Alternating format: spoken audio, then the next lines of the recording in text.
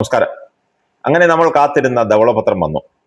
സംസ്ഥാനത്ത് ആകെ 5.7 ലക്ഷം കോടിയുടെ കടബാധ്യത വരുത്തി വെച്ചിട്ടാണ് ഇടതുമുന്നണി സർക്കാർ പടിയിറങ്ങിപ്പോയതെന്നാണ് UDF സർക്കാർ പുറത്തിറക്കിയ ധവളപത്രത്തിൽ പറയുന്നത്.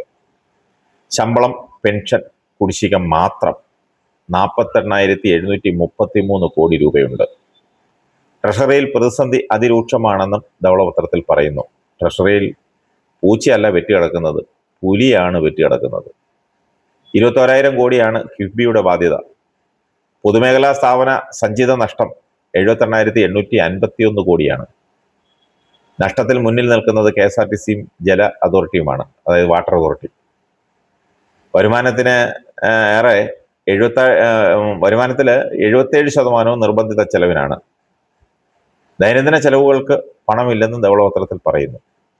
കഴിഞ്ഞ മെയ് 16 വരെ ട്രഷറി നീക്കിയിരിപ്പ് 2,211 കോടിയാണ്.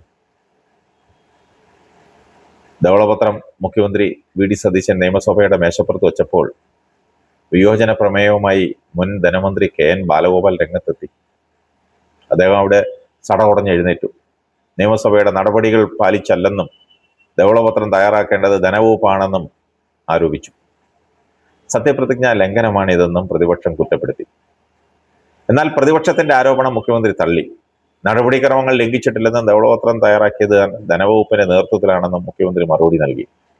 ഒരു രഹസ്യരേഖയും ആർക്കും കൈമാറിയിട്ടില്ലെന്നും കെട്ടിപ്പൊക്കിയ മിഥ്യകൾ ജനങ്ങൾ അറിയട്ടെ എന്നുമാണ് മുഖ്യമന്ത്രി VD സതീശൻ തുറന്നടിച്ചത്. ഇത് രാഷ്ട്രീയ രേഖയല്ല, ഭാവി കേരളത്തിനായുള്ള അടിസ്ഥാന രേഖയാണെന്നാണ് മുഖ്യമന്ത്രി പറഞ്ഞത്.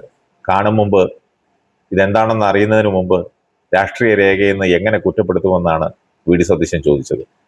ഏതായാലും KN ബാലഗോപാലിന്റെയും LDF സർക്കാരിന്റെയും മുഖംമൂടിയാണ് അഴിച്ചിട്ടത്. എന്തൊക്കെയായിരുന്നു ഗീർവാണം? KN ബാലഗോപാലിന്റെ സ്വന്തം മണ്ഡലത്തിൽ പോലും നടത്തിയ ഗീർവാണങ്ങൾ ചില്ലറയല്ല. അതേസമയം ഒന്നാം പിണറായി സർക്കാരിന്റെ കാലത്ത് ഇത്രയും പ്രതിസന്ധി ഇല്ലായിരുന്നു.